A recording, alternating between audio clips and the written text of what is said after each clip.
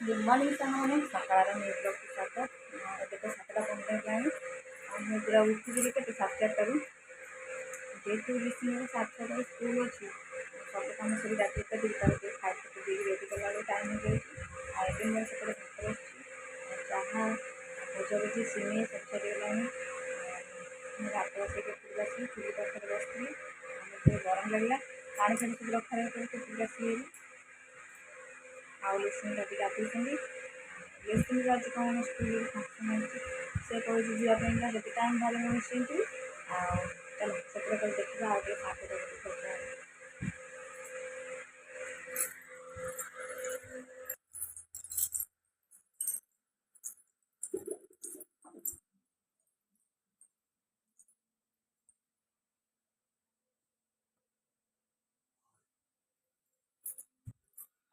ଆଉ ଯେହେତୁ ପଣା ଆସିଲାଣି ପାଖେଇ ଆଉ କାଲି ସବୁ ଘର ଅଧା ଝଡ଼ାଝଡ଼ି ହେଇଥିଲା ସେଥିପାଇଁ ବାହାରେ ସବୁ ଜିନିଷ ପଡ଼ୁଛି ଆଉ ଆମର ଦୁଃଖଦ ବିଷୟ ହେଉଛି ଆମ ଫ୍ରିଜ୍ଟା ଖରାପ ହେଇଯାଇଥିଲା ବହୁତ ଦିନ ହେଲାଣି କାଲି ମିସ୍ତ୍ରୀ ଆସିକି ସଜାଡ଼ି ଦେଇଛନ୍ତି କେବଳ ମାନେ ଲାଇଟ୍ ଜଳୁଥିଲା କିନ୍ତୁ କୋଲ୍ଡ ହେଉନଥିଲା ଆଉ ଆମର ସଜାଡ଼ା ହେଇଯାଇଛି ବହୁତ ମୋତେ ମାନେ ବହୁତ ଖୁସି ଲାଗୁଛି ଯେ ଫ୍ରିଜ୍ଟା ଖରାପ ହେଇଥିଲା କାହିଁକି ଟିକେ ଥଣ୍ଡା ଜିନିଷ ଟିକେ ଖାଇବାକୁ ମୋତେ ଭଲ ଲାଗେ ଆଉ ଏମିତିରେ ବି ଯାହା ଟିକେ ଖରାଦିନ ହେଲେ ରୋଷେଇ କଲେ ଯାହା ବଡ଼ ବଡ଼ ଫ୍ରିଜ୍ ରହିଲା ରାତିରେ ଗରମ କରି ଖାଇବେ ତ ସେଥିପାଇଁ ଖଟା ହେଇଯିବ ନା ମୋର ମନ ଦୁଃଖ ହୁଏ ଯାହା ଫାଇନାଲି ଫ୍ରିଜ୍ଟା ଆମର ସଜାଡ଼ା ହେଇଯାଇଛି କାଲି ଖାଇ ଆସି ସଜାଡ଼ି ଦେଇଛନ୍ତି ଜଣେ ହଉ ତାହେଲେ ସେପଟକୁ ଯିବା ବାକି କ'ଣ ସବୁ କାମ ଅଛି ଦେଖିବା ନେକ୍ସଟ ଭିଡ଼ିଓ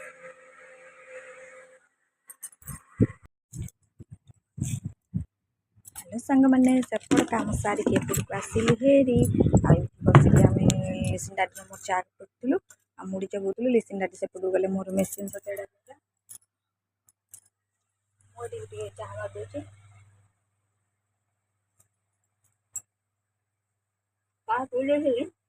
ବାକି ଚାହା ବଳିଯାଇଥିଲା ମୁଟ ବଜାଇଥିଲା ଏବେ ଟିକେ ପାଗ ପୁରା ମେଘୁଆ ଅଛି ତଥାପି ତ ଗରମ ଲାଗୁଛି ଫ୍ୟାନ୍ ଲଗେଇ ବସିଛି ତାପରେ ଏଠି ଖାଇବା ଭିତରେ ଲିସିନ୍ ଡାଡ଼ି କାଲି ପରିବା ଆଣିଥିଲେ ମୁଁ ଏଠି ସବୁ ସଜାଡ଼ା ସଜାଡ଼ି କରି ସବୁ ରଖିଦେଲି ଆଉ ଏଠି ବସି ଚାହା ଖାଉଛି ଆଉ ସେପଟେ ଚାଲନ୍ତୁ ଆମର କେମିତି ଭାତ ବସିଛି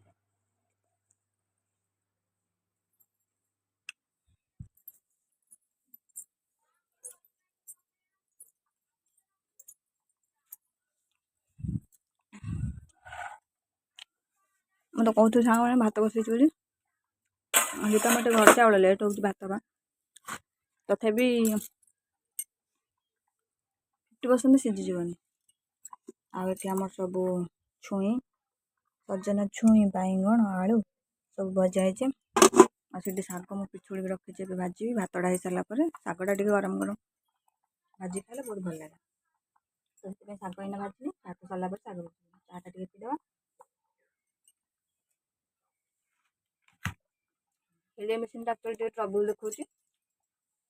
ସିଲେଇ ହେଇକି ସୂତା ସିଝିଯାଉଛି ମେସିନ୍ଟା ଟିକେ ସଜାଡ଼ିଦେବା ଆଉ ମୁଁ ରୋଷେଇ ବାସ ସାରିକି ସିଲେଇ କରିବି ଆଉ ମେଘ ଯେମିତି ଆସିଲାଣି ପବନ କରିକି ଆଉ ଲୁଗାପଟା ସବୁ ସଫା ସୁତୁରା ଶୁଖା ହେଇଛି ଆଉ ବି କିଛି ପଣା ପାଇଁ ସଫା ହେଇନି ଅଳ୍ପ ଅଳ୍ପ ସଫା ହେଇଛି ଆଉ ଏଇଠି ଦେଖନ୍ତୁ ମୁଁ ଘର ସାରା କେମିତି ଜିନିଷ ପକେଇଛି ମାନେ ଟାଇମ୍ ହେଲାନି କିଛି ଥୋଇବା ପାଇଁକା କାମ ସରିଲା କେତେ ପରିଷ୍କାର କରି ଥୁଆ କରିବ ଆଉ ଭାତଟା ତାର ହଉ ଥାଉ ସେପଟକୁ ଯିବା ଦେଖିବା କ'ଣ କରୁଛନ୍ତି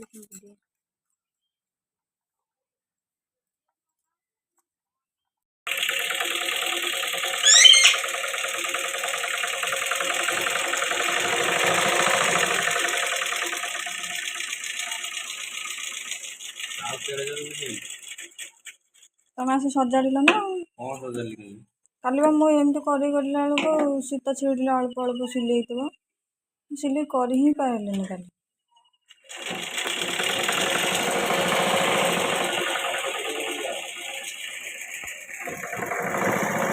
ମେସିନ୍ ସହିତ ତମର ଗୋଟେ ଭଲ ସମ୍ପର୍କ ହେଇଯାଇଛି ସେଥିପାଇଁ ସେ ମୋତେ ଦେଖିଲା ଛିଡ଼ି ଯାଉଛି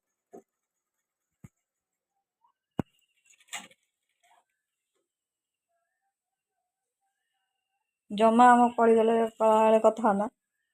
ହଁ କ'ଣ କହୁଛୁ ମେସିନ୍ ପରା ଖରାପ ହେଇଯାଇଛି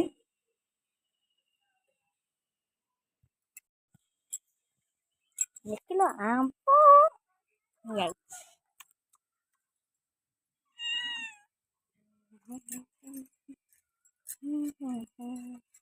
କାଳ ବୈଶାଖୀ ଯୋଉ ଆସିଲା ଆଉ ସବୁ ଆମ୍ବ ତକ ଛାଡ଼ି ଦେଇକି ପଳେଇଲା। ମେଘ ଛାଡ଼ୁ ଛାଡ଼ୁ ମୋ ଝିଅ ସବୁ ଆମ୍ବ ଗୋଟେଇକି ଆଣି ମୋତେ କହିଲା ମାମା ତୁ ଏଠି ବସିଛୁ ଏଗୁଡ଼ା ସବୁ ବନେଇଦେ ଆମ୍ବ। ତ ମୁଁ ବି ବସିକି ଏଠି ଲାଗି ପଡ଼ିଲି ଆମ୍ବର ବନେଇବାରେ। ଆଉ ଆମ୍ବ ସବୁ ଯାକ କଟା ହେଉଛି ଆଉ ଲେସିନି ଭିଡ଼ିଓ କରୁଛି କିନ୍ତୁ ସବୁଆଡ଼େ ହଲିଆ ହଲି କରି ଭିଡ଼ିଓ କରୁଛି। ଆଉ ସେଥିପାଇଁ ମୁଁ ତାକୁ ରାଗି ବନଉଥିଲି।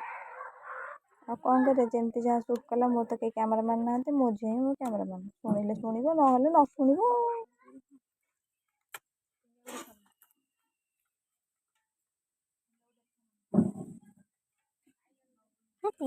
ଦେଖାଯାଉନି।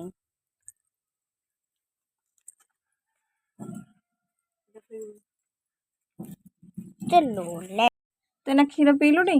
ସେଠି ଥଇକି ବସୁନୁ, ଖାଲି ଗାଣ୍ଡି ଆଡ଼େ ଗଳଉଛି ଏପଟେ ସବୁ ରହୁଛି। ଆଉ ସାଙ୍ଗମାନେ ଏଇଠି ଆମର କ'ଣ କରୁଛୁ, ଏଇଠି ତ ବର୍ଷା ଛାଡ଼ିଲା ମୁଁ ଟିକେ ଫ୍ରେଶ୍ ଫ୍ରେଶ୍ ହେଇକି ଆସିଲି ହେରି।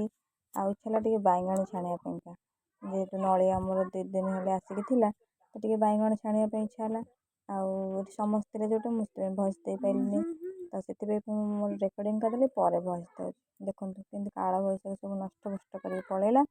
ଆଉ ଦିନରେ ଆମର ଟିକେ ଟାଇମ୍ ମିଳିଲାନି ଆଉ ଅଦର ବ୍ଲଗ୍ କରିବା ପାଇଁକା। ଆଉ କିଛି